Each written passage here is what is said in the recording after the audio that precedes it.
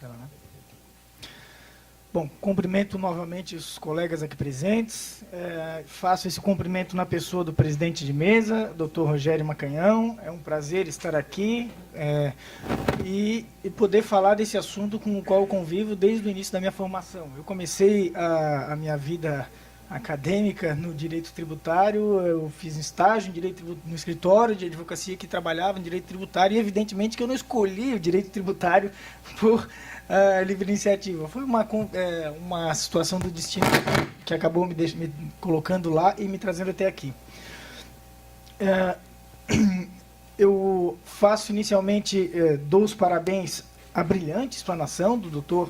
Giovanni. Ele realmente exauriu o assunto e deixou, eu não digo mais difícil, mas mais fácil que eu traga aqui as minhas breves considerações sobre essas questões trazidas, mas destacando, como eu já havia dito antes, aquelas questões relacionadas também à advocacia tributária.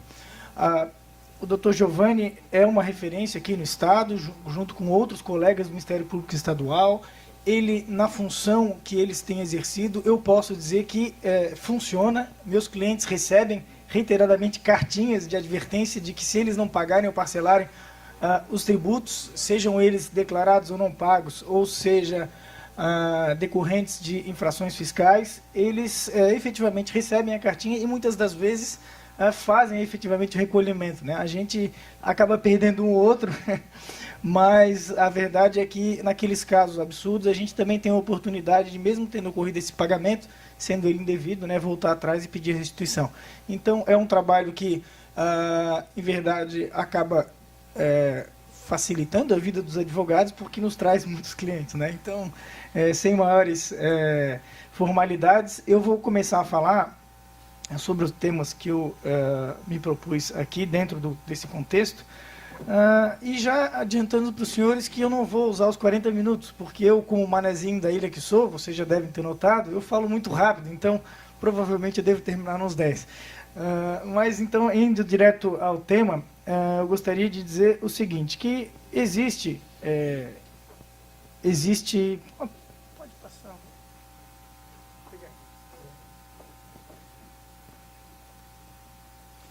Existe, então, bom, em primeiro lugar, né, vou voltar para o começo.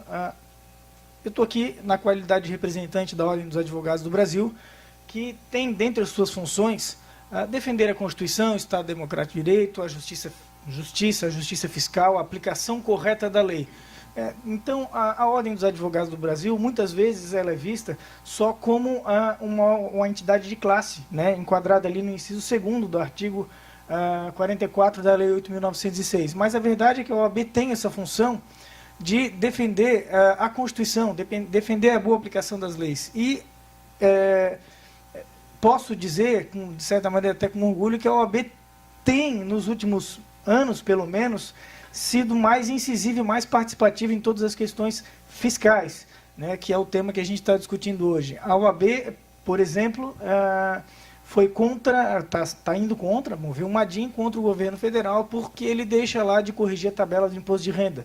Todo mundo aqui tem uma defasagem lá das tabelas de incidência, né, do imposto de renda, que ela, em termos práticos, aí tem uma diferença estimada em 70%, segundo os cálculos do Conselho Federal da OAB. Há uma DIN lá tratando dessa matéria. A OAB também tem atuado em outras questões de maneira mais efetiva. Hoje pela manhã, por exemplo, haverá um julgamento no Supremo Tribunal Federal sobre a questão polêmica do sigilo bancário, onde a OAB e outras entidades questionam essa posição da Receita Federal de fazer o acesso direto das informações financeiras sem que tenha previamente uma autorização judicial. Essa matéria é polêmica e todo mundo sabe que essas informações têm sido utilizadas para fiscalização de uma maneira muito efetiva. Realmente funciona. O problema, e aí está o contraponto, é que o Supremo Tribunal Federal já disse, por exemplo, que uma decisão de 2010, que essa legislação, a Lei Complementar 105, que permite lá no artigo 5º, essa medida, não seria correto, não estaria de acordo com a Constituição Federal.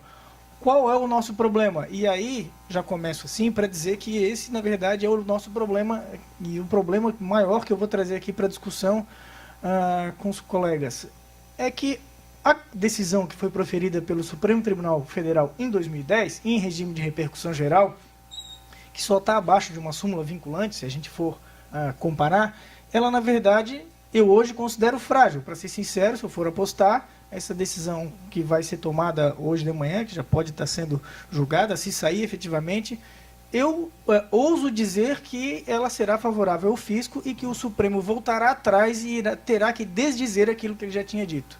Isso tudo gera para os contribuintes uma insegurança tremenda, mas também não traz só prejuízos para os contribuintes, traz também para o fisco, porque o fisco, especialmente o federal, ele fez uma série de fiscalizações, cobranças, que, uma vez sendo consideradas agora pelo Supremo ou reafirmadas, né, como indevidas, vão anular sei lá, uma parte significativa dessas notificações fiscais recentemente expedidas. Então, tudo isso para contextualizar que a Ordem dos Advogados do Brasil tem tentado trabalhar também nas questões tributárias, porque a carga tributária, dado o patamar que chegou, 37%, 38%, ela chega a ter uma representação tão grande na vida das pessoas e das pessoas jurídicas, dos contribuintes, que ela ganha ela necessita, né, dessa atenção especial. E de uma maneira geral, a OAB tem se manifestado que é contra o aumento da carga tributária, sob qualquer hipótese, aumento de alíquota, aumento de situações, todas as tentativas de aumento da carga tributária têm sido questionadas. O aumento da CPMF, o presidente Carlos Lamáquia foi contra agora, foi contra também, está analisando o ajuizamento do Madin contra a questão do novo ICMS, do chamado comércio eletrônico, na verdade não é eletrônico, né, de todas as operações interestaduais não presenciais. Então, a OAB tem atuado nessas questões, mas não com o objetivo de defender contribuinte, e sim que se aplique a lei, e que se aplique de uma maneira coerente. Entrando agora nas questões práticas, a gente não pode negar que há... tá aí para reiterar o que eu já tinha dito. Vocês viram que a minha formação, né, ela é de advogado. Eu sou realmente, efetivamente, trabalho como advogado, vivo da advocacia, exclusivamente da advocacia tributária, mas essa minha atividade dentro da OAB, na presidência de uma comissão, de uma pequena comissão de direito tributário, mas que tem contato direto com a Comissão Nacional de Direito Tributário, tem me aberto uma visão mais ampla e, vamos dizer assim, mais imparcial sobre as questões tributárias. Então, estar aqui no meio dos senhores, do fisco, é uma honra, é um prazer e também é um desafio, porque muito do que eu vou falar aqui, nem muitas vezes do que eu vou falar aqui, não vai ser necessariamente de acordo com vocês concordam. Porém, como o caro amigo Giovanni já considerou, nós não estamos aqui num embate entre certo e errado, e sim uma discussão que vou chamar até acadêmica, né, mas que procura ter resultados práticos. Enfim,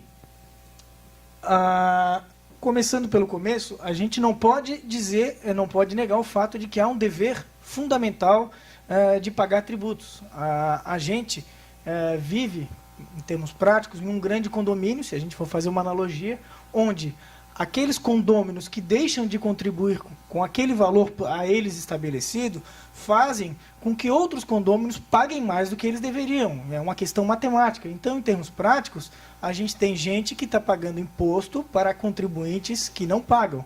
Então, a sonegação e o tema central dessa questão em discussão, ela vamos dizer, uma questão de justiça, uma questão uma questão de fundamental. Em muitos casos, inclusive, ela envolve até a sobrevivência, uma questão de sobrevivência que vamos dizer assim, levantada por alguns contribuintes, que, na minha opinião, de maneira equivocada, porque, muito embora eles tenham a possibilidade de utilizar dos meios corretos, estudos, análise, questionamentos judiciais das incidências, das situações em que é cobrado indevidamente, ele acaba indo pelo caminho mais fácil da sonegação, que prejudica a todos, né, e de uma maneira muito menos correta. Entrando, então, diretamente no tema, eu listei 5 pontos, 6 pontos sobre os quais eu pretendo traçar algumas considerações.